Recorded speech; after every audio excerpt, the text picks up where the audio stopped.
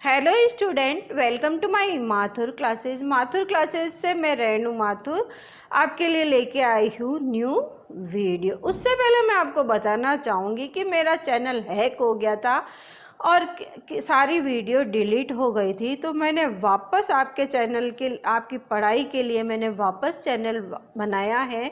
तो एक बार मेरे वीडियोज़ को या चैनल्स को सब्सक्राइब करके ऑल बेल पर क्लिक कर दीजिए ताकि वीडियो अपलोड होते ही सबसे पहले नोटिफिकेशन आपके पास आए। पिछली वीडियो में अपन ने पढ़ा था पार्ट 1 में चैप्टर देखा था विद्युत उत्पादन पारेषण एवं वितरण। उसमें अपन ने पहले पार्ट में अपन ने देखा था कि भाई विद्युत उत्पादन केंद्र कौन कौन से होते हैं। तो पहला होता है जल विद्युत शक्ति केंद्र, दूसरा है ताप विद्युत शक्ति केंद्र, तीसरा है डीजल विद्युत शक्ति केंद्र और चौथा है परमाणुविक विद्युत शक्ति केंद्र। इन शक्ति केंद्र के बारे में अपन ने देखा था।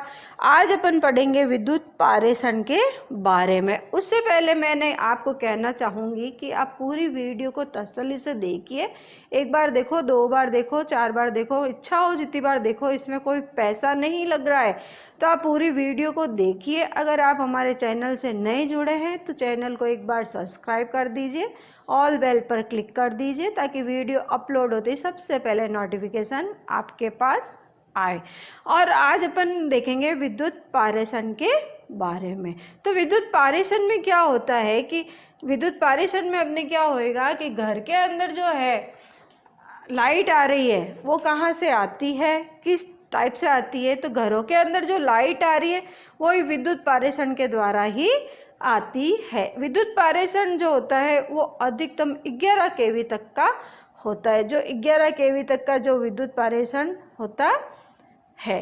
अब 11 केवी तक का जो ट्रांसफार्मर है, अल्टरनेटर है, उसके द्वारा आपने कैसे कैसे ये सैचुरेट होता है उसके बारे में अपन देखेंगे। पहले तो मैं आपको ये बना हुआ है इससे समझा देती हूँ, फिर अलग से ढंग से वापस समझा दूंगी। अब देखो ये अल्टरनेटर बना हुआ है। अल्टरनेटर क्या 11 केवी 3 फेज का है।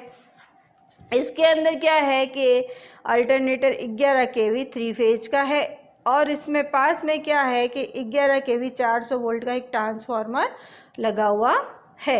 इससे क्या है कि इधर से पास में जो लो वोल्टेज सर्विस लाइन है, पावर हाउस है, और उसके पास में जो कॉलोनियाँ है उसमें इधर से विद्युत सप्लाई होती है। 3 फेज है तो RYB और एक होती है न्यूट्रल। तो ये पास वाली जो कॉलोनी है वहाँ पे इसके होता है। अब आता है कि जो 11 केवी 3 फेज है वहाँ से क्या है फीडर से एक लाइन आती है 11 केवी 220 केवी की।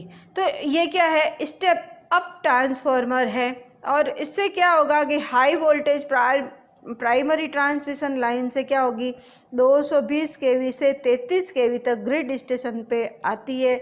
वहाँ से high voltage secondary transmission line का 33 केवी से 11 केवी तक सब स्टेशन में आती है और सब स्टेशन से प्राइमरी डिस्ट्रीब्यूशन लाइन में स्टेप अप ट्रांसफार्मर में 11 केवी 400 वोल्ट आती है। अब 11 केवी 400 वोल्ट सब स्टेशन में आती है। सब स्टेशन से क्या है ग्रिड सब घरों में जाती है। यहाँ से क्या है कि RYB 3 फेज है और एक न्यूट्रल है। ये सब क्या डिस्ट्रीब्यूट होती है। अब ये तो ये अपने नॉर्मल डायग्राम था। अब मैं आपको अच्छे से समझा देती हूँ कि भाई इसको अपन कैसे समझेंगे। तो अब इसमें अपन देखो कि सबसे पहले तो मैंने आपको क्या बताया था 11 केवी की लाइन है, ठीक है। अब वो क्या है कि स्टेप अप से ट्रांसफार्मर अल्टरनेटर से क्या होगी 220 केवी 440 केवी में परिवर्तित होएगी। परिवर्तित किया जाएगा, उससे क्या जाएगा ग्रिड में जाएगा। कहाँ जाएगा ग्रिड में ट्रांसफार्मर लगे होते हैं उसमें ये जाएगा। वहाँ पे क्या है कि 220 केवी की धारा को स्टेप डाउन करेगा। क्या करेगा स्टेप डाउन करता है।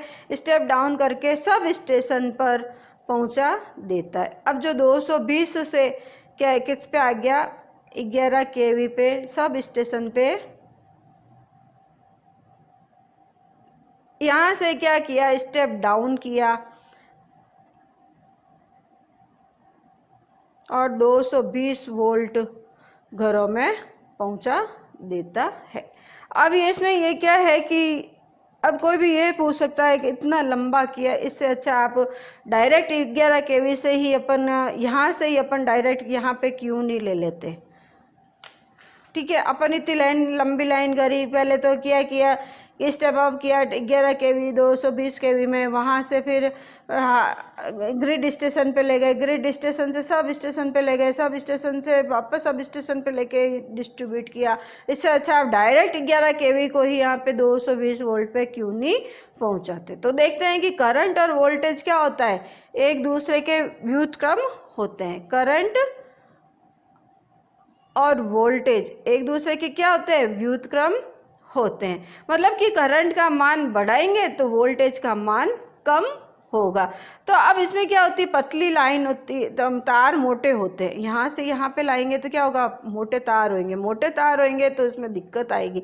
यहाँ पे तो क्या पतले पतले तार चलते हैं तो सही रहता है। तो ये क्या अपन ने विद्युत पारेषण का देखा था। अब अपन पढ़ेंगे विद्युत वितरण प्रणाली। भाई विद्युत वितरण प्रणाली कितने प्रकार की होती है और कितनी टाइप की कैसी होती है। अब जो विद्युत वितरण प्रणाली है, विद्युत वितरण प्रणाली, अब जो विद्युत वितरण प्रणाली है वो भी 3 प्रकार की होती है। पहली तो होती है रेडियल प्रणाली,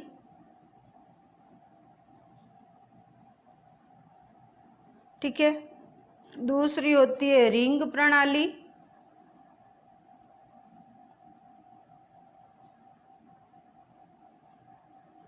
और तीसरी होती है अंतःसंयोजित प्रणाली।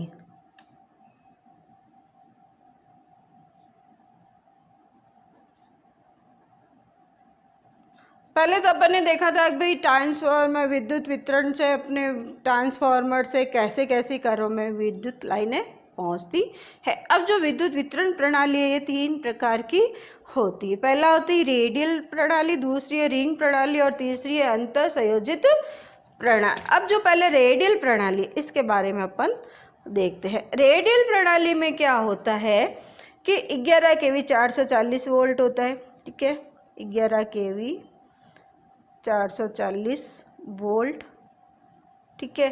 अब इसके अंदर क्या होता है कि अब अपन ने यहाँ पे एक सब स्टेशन बना लिया, सपोज किया यहाँ पे अपन ने क्या किया, सब स्टेशन बना लिया। अब जो सब स्टेशन बनाया यहाँ से क्या अलग अलग जगह ये लाइनें चलती है, ये अलग अलग जगह लाइनें चल रही है, ठीक है। अब इनमें सब जगह क्या है, सब जगह लाइनें चल रही है और सब जगह क्या है 11 kV 400 वोल्ट है। क्या है 11 kV 400 वोल्ट है, 11 kV 400 volt, 11 kV 400 volt, 11 kV 400 volt, 11 kV 400 volt है। अब ये प्रणाली ये सब जगह ये अलग अलग डिस्ट्रीब्यूट हुई है। अब इस प्रणाली में क्या होता है कि अब जगह सब जगह इनमें अलग अलग भाग किए हुए हैं, तो अब भाग किए हुए तो इसमें क्या होगा, इसमें क्या है कि मार्ग एक ही रहता है। क्या रहता है, मार्ग एक ही रहता है। अब जब आपसे ये क्वेश्चन में ये पूछा जाए कि भाई रेडियल प्रणाली में कितने मार्ग रहते हैं विद्युत धारा के, तो रेडियल प्रणाली में एक ही मार्ग रहता है, किसका, धारा का, ठीक है। अब इसके अंदर अपन ने अब सपोज किया कि ये जो यहाँ पे जो आ रहा था इसका यहाँ पे ब्लॉकेज हो गया, यहाँ से ये तार टूट गया है, सपोज किया यहाँ से ब्रेक हो गया है तार, ठीक है। तो अब क्या होगा कि इस फीडर के अंदर लाइट नहीं जाएगी, परंतु यहाँ से तो ये आ रही है, ये पूरे यहाँ पे जा रही है, यहाँ पे जो है यहाँ से यहाँ पे लाइट नहीं जाएगी। तो इसमें क्या हो गया कि ये फीडर ही बंद होएगा, बाकी सब फीडर क्या हुए, चालू रहेंगे। तो इसमें वितरण प्रणाली में ये क्या होगा, रेडियल प्रणाली में कि जो जिसमें फॉल्ट होगा वही केवल बंद होगा, जैसे ये खंड बंद फॉल्ट हो गया है तो ये फीडर बंद होएगा, बाकी ये सब चालू रहेंगे। तो इसमें ये सब चालू रहेंगे। तो इस प्रणाली की यही विशेषता है कि इसके अंतर्गत एक जो धारा का जो मार्ग है वो एक ही रहता है, और जो फीडर खराब होता है, ब्रेकडाउन होता है, वो ही बंद होएगा, बाकी सारे इसमें चालू रहेंगे। तो इसमें ये क्या, इसका प्रयोग जो है महानगर में किया जाता है, जहाँ पे क्या है कि वितरण केंद्र, सब स्टेशन स्थापित होते हैं, वहाँ पे इसका प्रयोग किया जाता है। अब अपन देखते हैं कि रिंग प्रणाली, कि भाई रिंग प्रणाली कैसी प्रणाली होती है। अब आती है रिंग प्रणाली। रिंग प्रणाली में क्या होता है कि ये आपका सब स्टेशन है,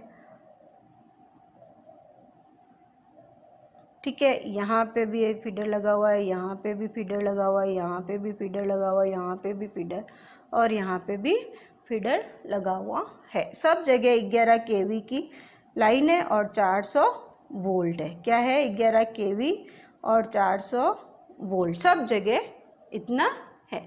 परंतु इस रिंग प्रणाली में क्या होता है कि जो करंट के मार्ग होते हैं वो 2 मार्ग होते हैं। इसके अंदर क्या होते हैं, धारा के 2 मार्ग, धारा के 2 मार्ग होते हैं, ठीक है।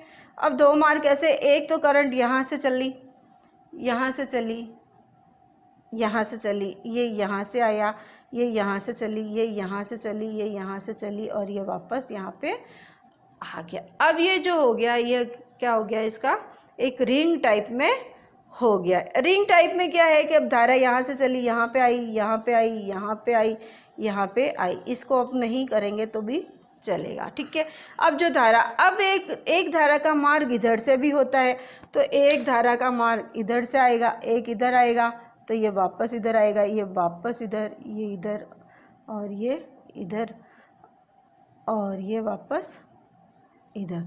तो ये क्या, धारा का मार्ग क्या है कि 2 साइड का हो गया, इधर का भी है और इधर से भी धारा का मार्ग हो गया। अब इसके अंदर क्या होगा कि धारा के मार्ग 2 होंगे, तो 2 मार्ग में क्या, एक मार्ग अगर खराब हो जाता है, फॉल्ट हो जाता है, तो दूसरा मार्ग भी चालू रहता है। तो ये एक रिंग आकृति में, वृत्त की आकृति में चलता है, तो इसको अपन रिंग आकृति की, रिंग प्रणाली कहते हैं। इसमें ये फीडर नहीं है ना, ध्यान रखना, ये मैंने गलती से बना दिया है। तो ये रिंग प्रणाली हो गई। इसके अंदर क्या है कि 24 ही घंटे लाइट जहाँ चालू रहती है वहाँ पे अपन रिंग प्रणाली को यूज में करते हैं, क्योंकि अगर एक साइड की डैमेज होगा तो दूसरी साइड से करंट इधर आ जाएगा। परंतु अगर इसमें एक साइड, इसमें रेडियल में क्या होगा कि ये एक फीडर खान बंद होगा तो सब तो चलेंगे, परंतु ये बंद होगा। परंतु इसमें सारे ही फीडर 24 ही घंटे लाइट चलती रहेगी। तो ये करंट का फ्लो क्या है, यहाँ से गया, ये यहाँ पे आया, ये यहाँ पे आया, ये यहाँ पे आया, यहाँ से यहाँ पे आया, और यहाँ से यहाँ पे गया, और इधर से ये आया, इधर से ये गया, इधर से ये, इधर से ये, इधर से ये, और इधर से, ठीक है। तो ये करंट का डायरेक्शन हो गया। तो धारा दोनों साइड से चल रही है, तो रिंग प्रणाली में होता है। इसका प्रयोग वहाँ होता है जहाँ 24 ही घंटे लाइट चलनी रहती है। अब इसका रिंग प्रणाली का फ़ायदा यही है कि इसके 2 मार्ग होते हैं, इसलिए इसमें फॉल्ट बहुत ही कम के संयोजन रहते हैं। अब तीसरी आती अंतर संयोजित, यानी कि इंटरकनेक्टेड सिस्टम। इस प्रणाली में क्या होता है कि इसमें जो सब स्टेशन होते हैं, ग्रिड स्टेशन से धारा क्या है कि अलग अलग राज्यों से आती है। क्या है कि अलग अलग, जैसे ये कोई भी राज्य बना हुआ है, वहाँ से भी धारा आएगी, इधर से भी धारा आएगी, इधर से भी धारा आएगी, तो सब जगहों से इस स्टेशन पे संयोजित होता है। भारत में जितने भी विद्युत उत्पादन केंद्र हैं वहाँ पे सब जगहों से इसका संयोजित होता है। तो उसमें कहाँ पे भी ब्रेक डाउन होएगा तो दूसरी से लाइट इसके पास आती रहेगी और ये सुचारू रूप से चलती रहेगी। तो इसमें क्या है कि अलग अंतर संयोजित में यही है कि इस प्रणाली में रिंग प्रणाली की तरह ही होती है, परंतु इसके अंदर जो सब स्टेशन है या ग्रिड है उसमें धारा आने के अलग अलग राज्यों से अलग अलग आती है। इनपुट के मार्ग 2 या 2 से अधिक होते हैं। तो ये आज अपन ने पढ़ी विद्युत वितरण प्रणाली। अब 1-2 डेफिनेशन है वो मैं आपको बता देती हूँ कि भाई क्या क्या है। पहली जैसे आती है मेन फीडर, कि मेन फीडर किसको कहते हैं, तो क्या है, अल्टरनेटर को स्टेप अप अथवा स्टेप डाउन ट्रांसफार्मर से संयोजित करने वाली नंगी या इंसुलेटेड मेन फीडर कहलाती है। सेकंड आती है ट्रांसमिशन फीडर, कि भाई विद्युत उत्पादन केंद्र के मुख्य स्टेप अप ट्रांसफार्मर से विद्युत शक्ति को ग्रिड स्टेशन तक सीधे ही पहुंचाने वाली लाइन ट्रांसमिशन फीडर कहलाती है। तीसरी आती है डिस्ट्रीब्यूशन लाइन, कि भाई सब स्टेशन से विद्युत शक्ति को वितरण केंद्र तक पहुंचाने वाली लाइन डिस्ट्रीब्यूशन लाइन कहलाती है। अब आती है सर्विस मेन लाइन, वितरण केंद्र से विद्युत शक्ति को उपभोक्ता तक पहुंचाने वाली सिरोपरी या भूमिगत लाइन सर्विस लाइन कहलाती है।